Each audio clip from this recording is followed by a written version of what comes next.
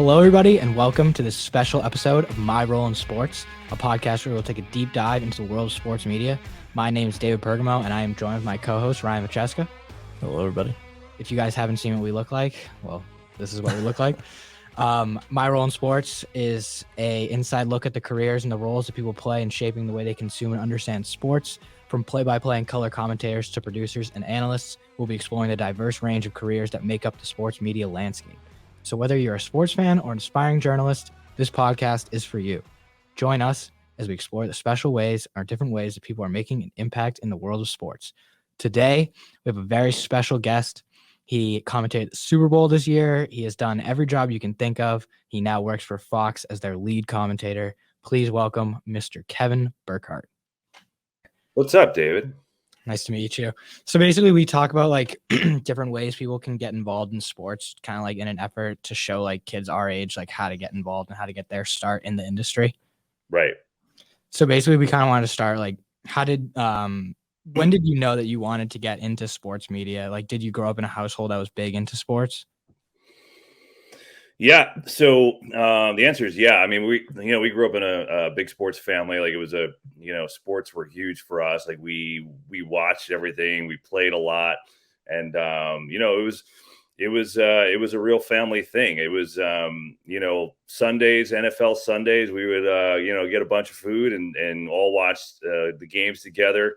Baseball, it was listening to the radio in the backyard while kind of hanging out in the summer. And so it was a real connection with my brother and my parents with sports. And, to be quite honest, I knew I wasn't going to be in the NBA. So I wanted a way to be involved in sports somehow. And when I was a kid, just playing video games, I just started announcing them, playing video games, and I just started announcing them, and I kind of had fun that way. And that kind of sparked the fire of me, like, you know what? Maybe I could go this direction and somehow be announcing them and going that way. So yeah, it started out with a passion, with our family, and then it just kind of led me down this road, and here I am. Did growing up in an area like New Jersey where they have, they used to have the Nets, the Devils, and then you have the New York teams, did that play an impact on whether or not you got into sports? It did, right? Actually, on that question that David asked, we had back in the day when the Nets were in New Jersey, and then no one went to their games early on. There were times of periods of time when they weren't very good. We got our driver's license, and they had tickets for $10. So you would get tickets at $10 at the top of the arena, and then eventually, as the game went on, you just kind of moved down, and it was great. We got to meet some of the players, and we'd go all the time. Like that was what we did. So. And that, and then combine the fact you're in a hotbed of sports, right? I mean, you could drive.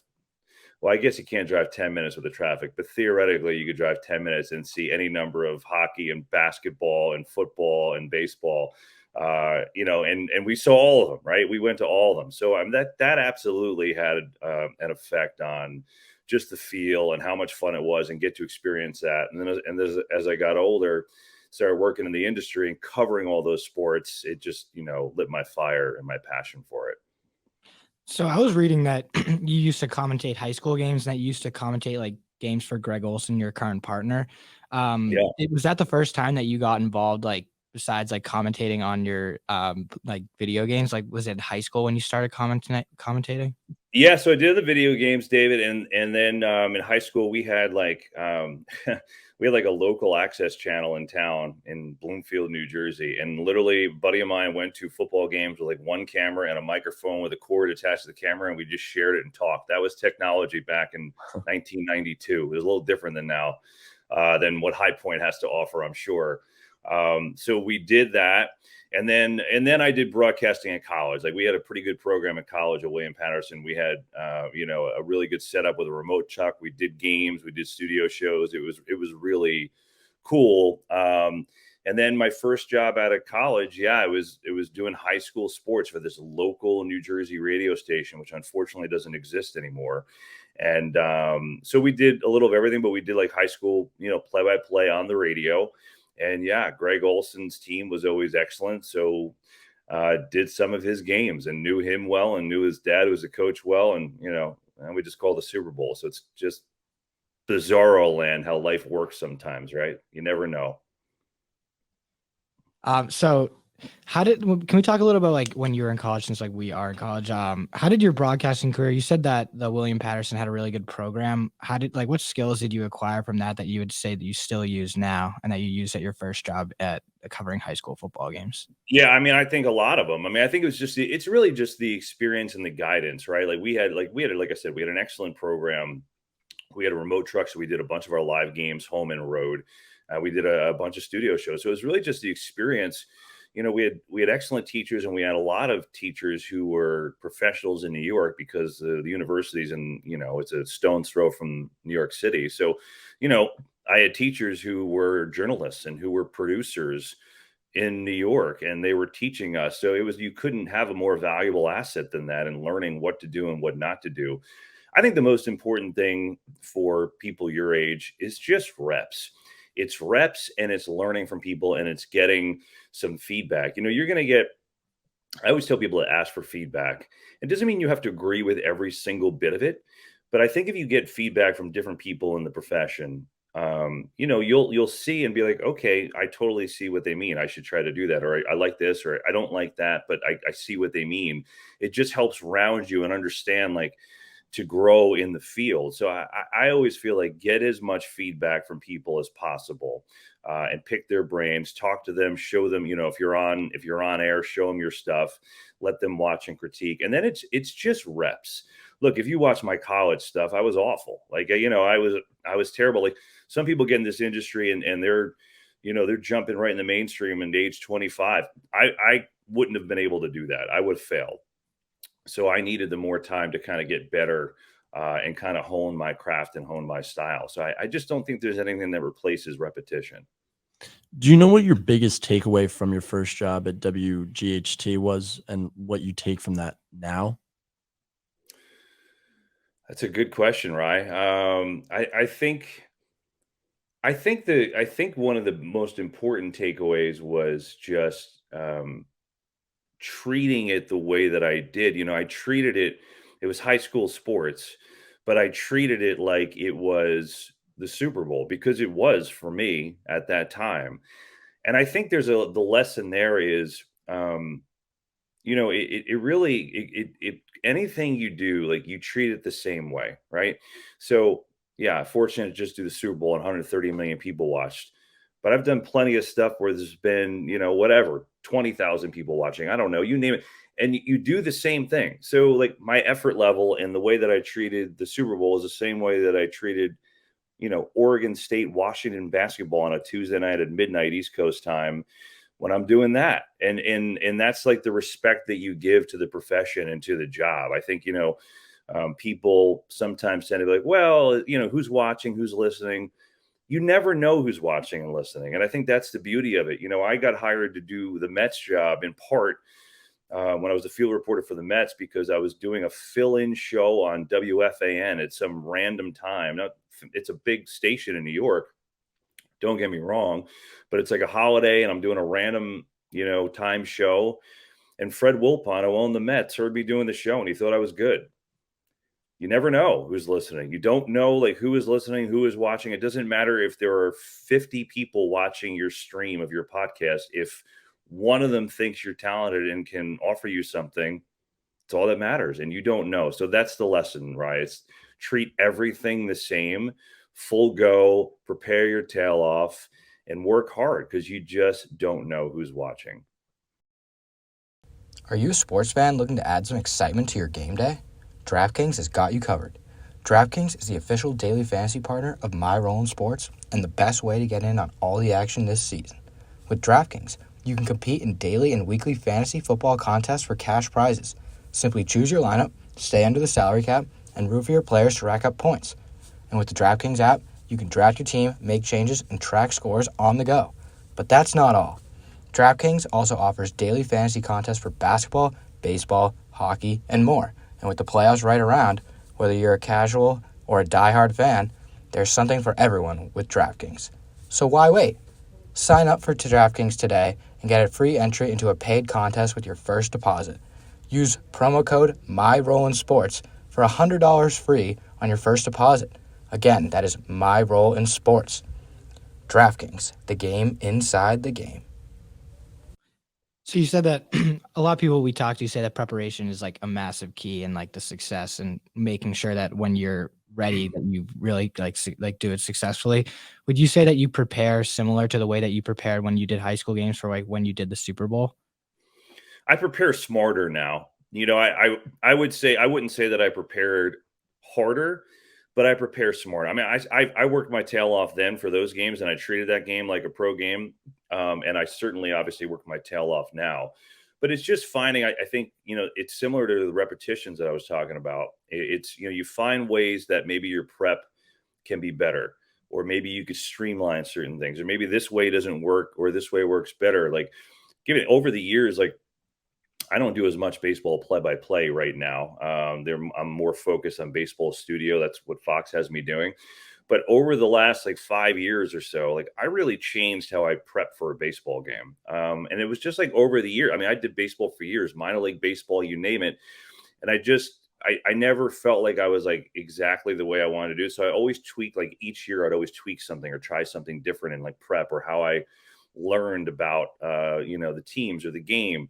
And, I felt like I got there like, a couple of years ago. I felt like I really kind of found a system that worked for me. I mean, I'm 49 years old. That happened in my 40s. So I think it's just constantly evolving. I didn't prep or work any harder, but I definitely had a better method to how I prepped this year, considering I've been in the business for 25 years.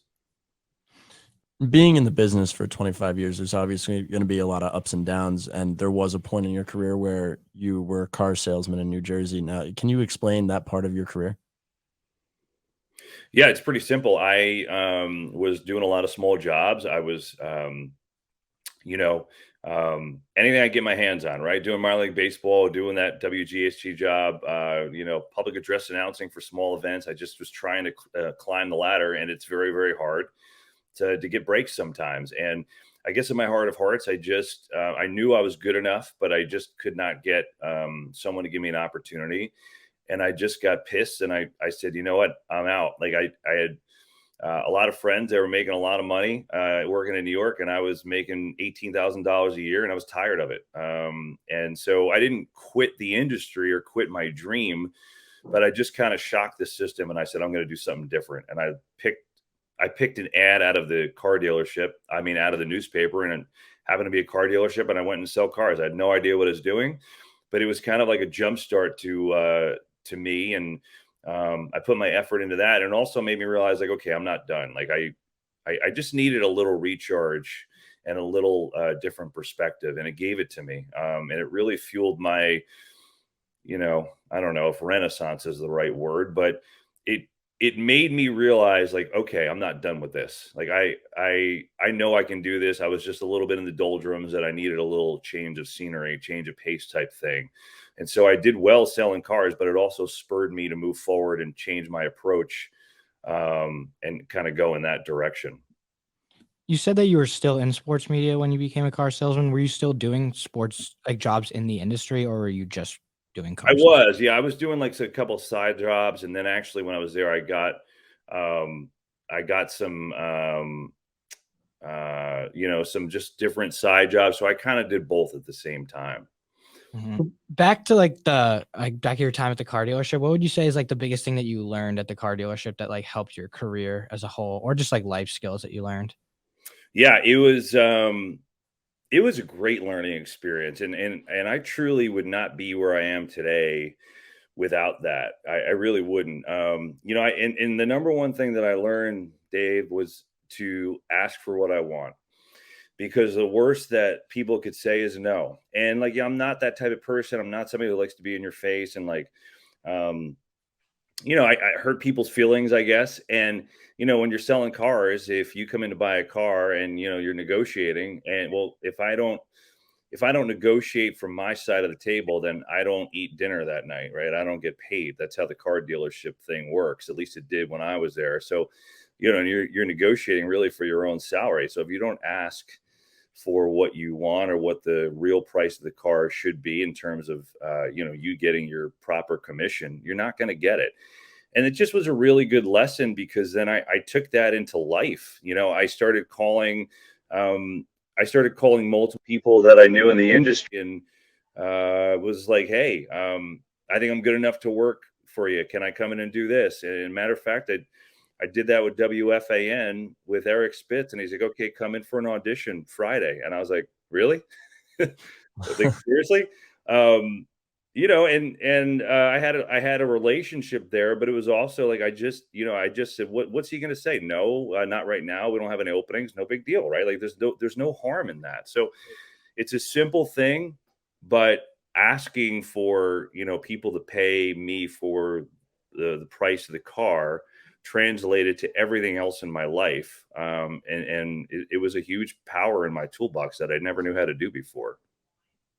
And you mentioned how you got the job at WFAN. That was going to be my next question. So, you just went in, or not, I guess you went in for an interview or an audition on that day, that week, and you just ended up like in a fill-in job, or did you have your own show? Or yeah, I went in to do like an audition, and then they they liked my stuff, and I got some fill-in shifts, and then ironically, I forget the timeline. I think it was like right after that.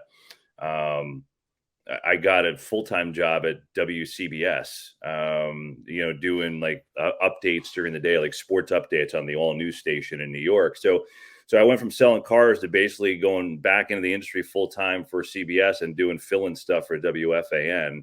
And then eventually, after a little while, I just parlayed that into full-time at WFAN. So it happened pretty quickly after that, but that was really what started. It was that phone call to Eric Spitz, and he said, yeah, come on in. And they had some fill-in stuff. Like, we plugged me in there, and then a CBS gig opened, and then kind of away I went. Like, you just never know like how stuff's going to go, like, so that was really the jumpstart to my entire career, was selling cars. So how long did you work after selling cars before you eventually got your job at SNY? How long did I work? I'm sorry. How long did I How work? long after you were a car salesman, you got back in at CBS and WFN? Like, how long until you got your job at SNY? Let's see. I'm trying to think here. SNY. I think it was like a total of 3-ish years, maybe. I'm so bad with dates, but I was at CBS for about a year full time, and then I was at Fan for 2 to 3 years before I got my job. I think that's the right timeline. It was like a combination of about 3+ years. And then I got the SNY job in 2007. I had started doing a couple of freelance TV things. My whole career had really been radio, and I went to school for TV, so I wanted to get back into it. And I was starting just to pick up some freelance things, television jobs, and then the Mets job opened. And again, I interviewed for that, and I had done a couple of freelance things for SNY, which helped. I was doing Jets reporting for the Fan, and so SNY had a Jets package, and they had Jets shows, so I was on as like a guest a couple times with them. So it helped initiate my contact with them. And still when I interviewed for that job, I didn't think I was going to get it. I didn't really have a TV background other than college. And then when I got it, I was like, holy cow. But it was cool because I grew up a Mets fan, so I knew the whole history of the team. Obviously knew New York. I've been working in it a while, and I had a little bit of a leg up there in getting that job. So, it's funny how things work out. They have, after the car dealership, it really kind of changed the direction of my whole life, certainly my whole career.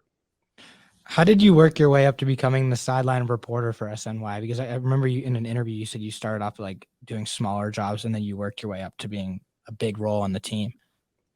Yeah, I got hired when SNY hired me. Like I said, I did a couple of freelance shows for them for like Jets things and things like that, but they hired me for that sideline job. SNY was only a year old at the time. And Chris Cotter, who's at ESPN now, he did the first year. But I don't believe at the time was going to do that. He was hired to do something else, and he did a great job with it, but I think he wanted to do other things.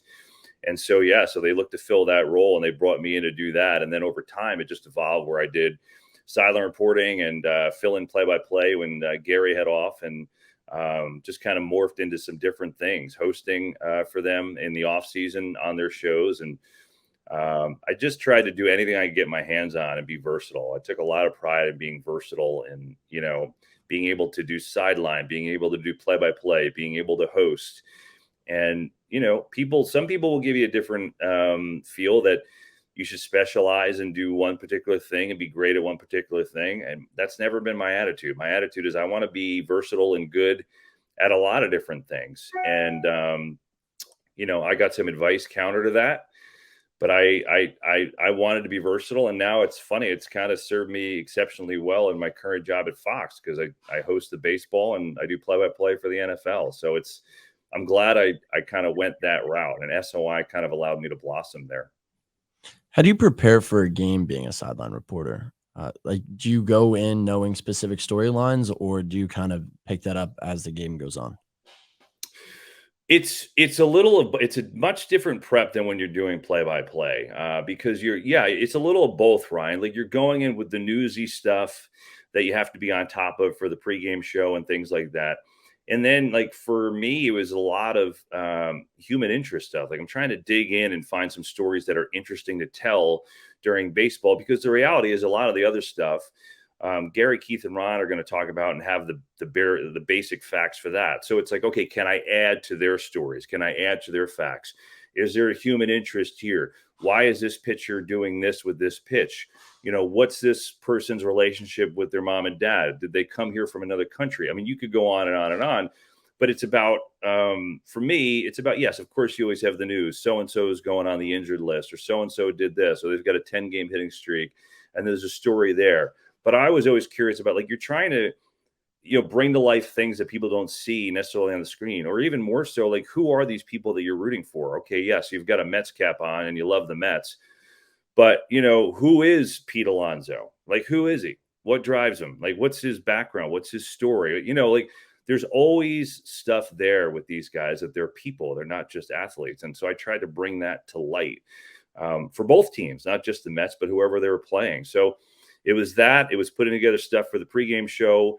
And yes, in game, very much paying attention to the trends and things that were going on. So you can, stuff happened during games where you have to figure it out and talk to somebody and add on to a story. Or if there's a discussion or something happens that that's, maybe there's the guys are talking about something that you had information on a week ago that's in your notes. So you go back and be like, hey, when I talked to David Wright, he was saying this, and then you have this banter that goes back and forth, and it turns into a big story. So it's a much different prep. I would say it's kind of like an all-encompassing prep, as opposed to a game central focus. It's more of like a, yes, you're focused on the game, but it's also like you're focusing on the people that make up the game and the stories within the game. In a way, I kind of looked at myself like a features writer if I were writing for a newspaper.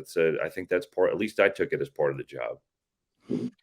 So my friends would send me like clips of like you during like your days at SNY, because they're big Mets fans. And I saw like a lot of things, like the construction of Citi Field. I see you like joking around with like a lot of the construction workers. I see like interacting with a lot of the fans. Like, as like a sideline reporter, like, were those like really memorable experiences, like trying to find those like human interest stories, and like just like kind of like going outside of like the lines, like a traditionally, like when you're commentating, you're normally just like sitting. Oh, 100%. I mean, I love that stuff. I mean, like, yeah, they and I know they've been running it lately on the Mets games, because the guys have told me that we did a segment when they were building Citi Field with a union carpenter by the name of Danny Sessa, and he was perfect. So we did like we wanted to do like Citi Field construction updates, but do it in a fun way. Okay, like, what's going on with the stadium? So we found Danny through multiple people, and he was a New York City union carpenter for life, big, strong, tough dude, just a hulking guy who was a funny dude. And so we did updates with him, and we made it funny. Like, he and I would sit down and talk and be like, all right, like, what's going on? And then we come up with like a bit almost. Sometimes we wouldn't even talk about it. We would just roll the camera and just go.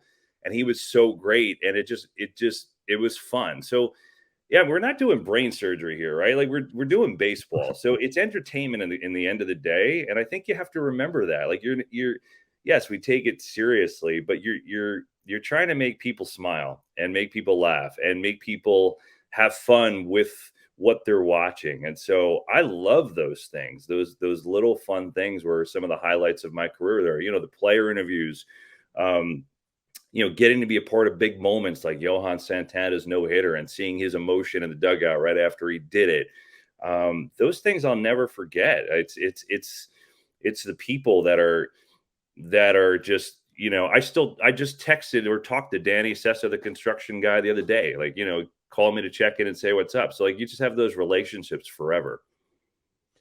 How did working with Gary, Keith, and Ron, as they're notified as one of the best in the booth groups in the industry, how did working with them impact your career? Well, you said it. It's working with the best, and those guys were, number one, so welcoming to me because I didn't know anything. I mean, I thought I knew a little, but I mean, gosh, I had so much to learn, and they were so welcoming and so good and so helpful when I first got there. And then it was just, look, when you're that good and you're that, you already have a brand, so to speak. They didn't have to necessarily welcome me into the broadcast. They could have. Here's the sideline person and, do my reports and be done with me. But they were all encompassing, hey, we want you to be a part of the broadcast. We want you to be one of us. And we were a family, which was pretty awesome because it's not like that all the time. I could tell you that. Right. And then I became really close with Gary, who I just admired from the time I was younger, listening to him on the radio. And I always thought he was unbelievable. And then, we became really, really close. And he became not only a really good friend, but just super helpful to me as a guy who was trying to get better at play-by-play. When I filled in, he would watch and give me critiques and motivate me and pump me up. And I don't think a lot of guys necessarily do that. I think, a lot of guys would maybe be welcoming, maybe be friendly, but he was my number one fan. And so there's just such a level of respect. And I just try to learn from him and how he approached things, his prep level, all of it. So I just took so many lessons from them. And the thing is, when you're doing that job, when you're live, as an in-game reporter, sideline reporter, whatever you want to call the role, it's live, right? So it's not scripted or rehearsed. You're on your feet, you're adapting, you're in the middle of a report and someone hits a ball off the wall. You're just adapting to what's going on. And I think it was such good practice for me in my current role because you don't know what's going to happen. So I'm not a scripted person. I'm not a teleprompter person. I'm not a scripted person. And it's probably because of that, because you couldn't in doing that role. Mm-hmm. So you talked a little about the brand, how they had a really good brand. How do you think that SNY helped you develop your personal brand and reputation within the sports broadcasting industry? Well, each step of the way, I think, as you guys move up and on in your careers, you're going to have little bits from everyone, right? From each job, from each person that hires you, from each people that you work with, there's going to be a little piece of connection, of a chemistry or that you build and you kind of add on to who you are. And with them, the biggest thing that came out of that was just me being myself. We had a producer who's still there, Greg Picker, who is outstanding. And he gave me such great advice. A lot of times in those roles, the idea is, okay, you come on and you do your, your 4 30-second hits, they're called, during a game. And then you call it a day. So it's almost like checking boxes. Okay, there's my first hit there. Good. I did my 4 hits. Now I can go home. But it's not a lunch pail, clock in, clock out job. And so when I got the job and we were talking about it, because I hadn't done sideline reporting before, I had an idea how I wanted to do it. When we were talking about it, he said to me, look, I could care less how many times you're on TV during the broadcast. What I care about is that when you're on, it's good. He's like, so there may be games you're on 1 time or no times. There may be games you're on 20 times. He's like, you don't have to live your day by day, but oh my God, I need X amount of things today. So now I obviously did in my head want to have a certain amount of things available for each game, but it gave me the freedom to be okay, don't force this on the air if it's shit. Just don't say I want to be on just to be on TV. Have something of value that adds to the broadcast. And it just was a great lesson. It was so it made me work to understand what was good and what was worth talking about, instead of just opening my mic and blabbering about nothing that nobody cared about. And I think that was an important lesson. It allowed me to be me. And so I did it the way that, after that advice, that I thought was good, that suited my personality. And they were amazing and helped me grow and welcome me as a, a fourth member of the team. And it was a great marriage. I learned so much with them.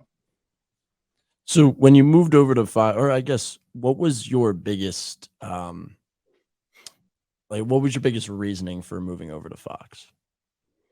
Well, it was a no-brainer. I mean, it was, it's a national gig doing NFL games. At that time, I got hired to be the number 2 NFL play-by-play guy with John Lynch, and then be a studio baseball host. So it was a no-brainer promotion, Ryan, at that time. And yeah, I'd always, honestly, for a long time, dreamed about working at Fox, because growing up watching John Madden and Pat Summerall call NFL games on Fox, like that's always where I wanted to end up. And so that's what I was kind of hoping for. And to be quite honest, I'd done the Mets for 8 years, and there was some talk about going to Fox, before my tenure ended. So for a couple of years, so I kind of had hoped it was going in that direction, but I was done with it. I didn't want to do everyday baseball anymore, and I loved it, and I still love it, but it just takes it's a lot. It's a lot socially. I just had a son when I got that job, and I missed a lot of his moments growing up because I was never home. And so I was just done doing baseball. So if I didn't have the Fox job, I was not coming back to SNY at that point. When you arrived at Fox, you were kind of saying, did you feel like that was your I made it moment? I mean, yes, of course, because it was such a monster job. But I felt like there were a bunch of those along the way. I thought I had a bunch of I made it moments, like each step for me, like what we talked about when I got out of selling cars and then got the job at WFAN. I was like, WFAN growing up, it was the number one, it was the first real all sports station in the country, and the number one sports station. And in New York, it was huge. Everyone in New York, New Jersey, Connecticut listened to the Fan, everyone. So when I got there and did my first shift there, I was like, I was nervous. I was excited. I was like, all right, this is pretty cool. I felt like I had, quote, made it. And then on SNY, growing up a Mets fan, I worked with guys that I idolized, felt again, okay, I feel like I've kind of made it. And then, yeah, Fox it's kind of what I always dreamed about, doing NFL games. And so the answer to your question, David, is yes, but I felt that feeling along the way at multiple stops. Mm-hmm. How did it feel to commentate the Super Bowl? Because that must have been an amazing feeling. Yeah, it was incredible. It really was. It was. The cool thing is that, there's so much, as you can imagine, leading up to it, and so much going on. And obviously everybody's talking about it, especially because it's the first time that I had done it with Greg Olson, first time for each of us. And so, there's only been, I think, 11 play-by-play guys ever call a Super Bowl. So it's historic. And I knew that. And I was excited for it the whole year. But leading up to it, there's just a nervous, great excitement. And then the day of the game, it was, it just felt like another game. Once Sunday came, leading up to Sunday, I was like, I couldn't sleep. It was crazy. I was just so excited to get there. But then once Sunday came, we're at the game. It just felt like another game. It felt like, we were our normal group we have in the press box with our people and our spotters and our stat guys, and we're doing our normal thing. It just happened to be that, 130 million people were watching. It was fun. I mean, the game was epic, and getting to do it, I enjoyed every second. And then after it was just kind of euphoric. I remember we're walking down, and all of our coworkers and our bosses are hugging us and high-fiving. It just was the coolest feeling ever to be like, wow, that really just happened. Something you dream about as a kid, actually just, you did it. And yeah, I mean, it was cool. I'll never forget it. It lived up to everything. Obviously, the game was one of the best Super Bowls there ever was. 35 all with 2 minutes to go. It was cool. I mean, I all year you kind of knew that's the way the year was going to end when I got the promotion to take over that number one spot when Joe left, and then getting to do it was beyond rewarding. It was a lot of fun. And in a few years from now, due to his retirement, John Brady is going to be joining you in the booth. How is that? Like, just where's your mindset on that? You've been working with Greg Olson for, I think, what, 4 years now, right? I've been with Greg for 2. This is Oh, so 2? 2 years total for him. Yeah. Okay. Yeah. As far as Brady goes, Rye, like who knows, right? Like I don't know what Tom's going to do. Obviously, he signed a contract with us, but he's not. He said he's not working this year, and he's going to be at home and do some other interests and things. So I haven't really talked to Tom about broadcasting. I mean, obviously, I dealt with him a ton playing football, and we saw him every time we did a Tampa game, which was a lot. But I haven't really crossed that road because Greg's my partner, right? And until they tell me otherwise, that's how I'm going to approach it. So talked to Tom a lot during the season. Didn't talk to him at all about doing games, and I just feel like I can't control any of that. But Greg's my guy, and he's my partner, and so I just focus on that. And if a time comes, if that changes, I'll deal with it at that time. But yeah, those are like decisions that are way above my pay grade. We don't want to keep you here forever, but we were just wondering, like, what advice would you give to kids our age who want to get their foot in the door, or like final advice you would give in the sports industry? I just think everyone's got a different take on this, but from someone who really took the long route to get where I'm going, like I didn't have immediate success. Obviously, I didn't have success for a while, but I'm glad that my path went that way because I think it made me better. And I would just say this, and this is simple, and maybe it's a little bit cliche, but I've told people this before. I'm just a firm believer in if you think you're good enough and it is your dream to pursue a career in broadcasting, then do it. You have to do it, and you have to go for it, and it's going to be hard, and there's going to be times where you want to quit, and there's going to be times where you're depressed, and there's going to be times where you're making no money and can barely afford rent, and there's going to be all of that. But there's going to be times that are so darn rewarding. And it's not about the money.